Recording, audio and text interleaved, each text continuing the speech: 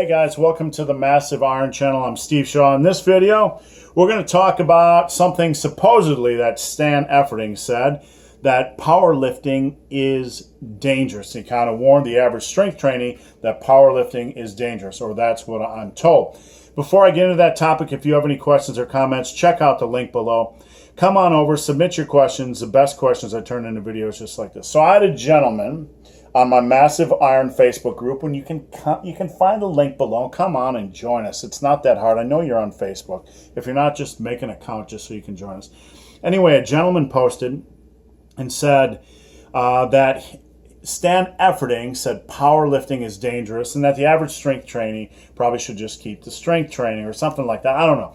I tried to verify the quote. I couldn't find it, in all fairness. I did my best to find it, but this isn't about whether Stan Efferding did or didn't say this. And if you know that he did say it, just drop a link below so we can read the whole thing and be factually accurate.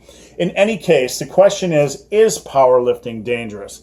Well, there are obviously some downsides to every sport. There's downsides to running. There's downsides to contact football, full contact football. There's downsides to MMA. There's downsides to everything. So I'm not going to argue that. A lot of times powerlifting is viewed as a bunch of fat guys abusing drugs. Nothing could be further from the truth. I have coached 15 to 20 people. I've been to plenty of meets. I've coached my daughter. I've been in 3 or 4 meets myself. I don't even remember. I'm not a super active power lifter, but I've coached a lot of people, men and women, been to a lot of meets. And I can tell you, and I've competed. Hey, I've competed on the same stage of the Lilla Bridges. Eric called my last deadlift in my first meet. I've competed with Pete Rubish. Paul Carter has competed at my meets. Marshall Johnson. I've trained with Donnie Thompson, one time the strongest man in the world. I've been around the block. I know Brian Carroll, not real well, but I know him. I've met a lot of these guys, and I've lifted with a lot of these guys, and I've supported a lot of these guys. I'm in the community. And you know what? There's a lot of really healthy people. It's a positive mental environment. It's a positive physical environment. But here we go. We're going to address the question, is powerlifting dangerous? Now, I got 6 points I want to bring to you about the good things about powerlifting. Number one, let's see. Powerlifters really don't test their maxes any more than the average strength trainee. A powerlifter is probably going to compete 1 to 3 times a year in which they test their maxes. The average gym bro that I've seen is testing their maxes equally, if not more, than 1 to 3 times a year. So we really can't make the argument that powerlifting is more dangerous because they're maxing out a lot, because honestly, if we're being fair, the average gym bro tests out his max a lot more. I see far too many people hammering away at their deadlift and bench max way too often.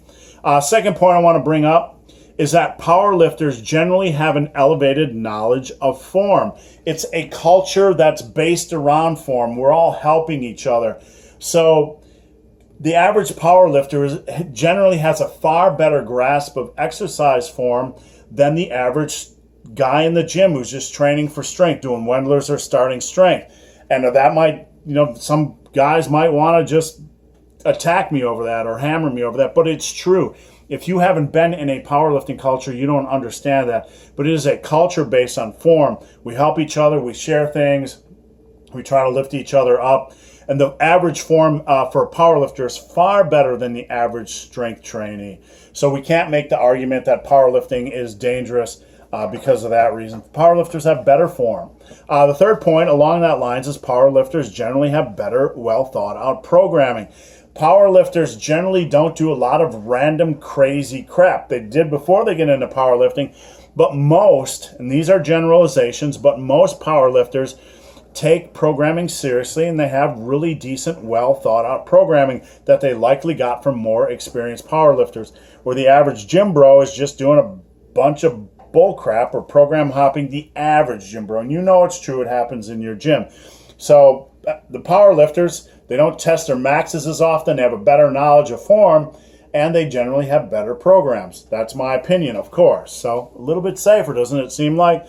Now the fourth point I want to make is a very small percentage of powerlifters abuse their body, abuse drugs, or abuse their body weight. There's this perception that a lot of powerlifters are really fat. Couldn't be further from the truth. You really need to go see a local powerlifting meet to see that for yourself. Yeah, there's kind of some slobberish people and some big boys and all that kind of stuff, but 90% of the lifters there are in really good shape, and they're 240 pounds or less for guys. And you know what? They're really fit. They're generally not just power lifters.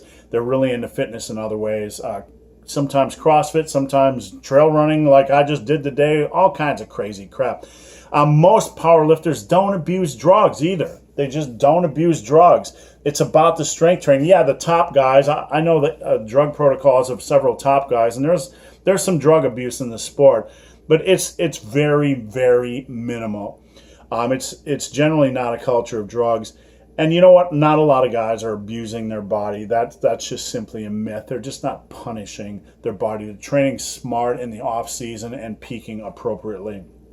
And now, point 5, 99% of powerlifters are very healthy people. All you need to do is go to a meet and see that. The average powerlifter has a pretty good body. In fact, it's a body, the average powerlifter, it's a body that most men and women would want. It's fit, it's muscular, it's athletic, it looks good, and it can perform. So, you know, some people will disagree with me, but you know what? You got to go to a powerlifting meet to see it for yourself. And the last point I have is that as far as the dangers of powerlifting, the elite level guys have earned their right to beat the living crap out of their body. You know why? Because they're going for world records. They're trying to be the best in the sport. They're trying to be the best ever. But you know what? The elite level at any sport is going to be inherently dangerous, whether it's football, whether it's cycling. These guys are going to be pounding their body at the elite level no matter what. So to say, because the elite level guys are, the danger level is great or the punishment is greater, therefore it's the same for the average schmo who's powerlifting, that's just simply not the case. So guys, I'd like to hear what you have to say. Drop your comments down below. Let me know if I'm an idiot or if I made some sense. So guys, hope this video has been of some help. If you have any questions or comments, check out the link below. If you made it this far in this video and have yet to subscribe to my channel, please do. I'd appreciate the support. Well, we're rocking and rolling. So guys, as always, thanks for watching and stay sexy. God, you're sweaty. I'm sweaty. I can't help it. You're so hot. I just can't stop sweating. You're so wet. Stay sexy, people.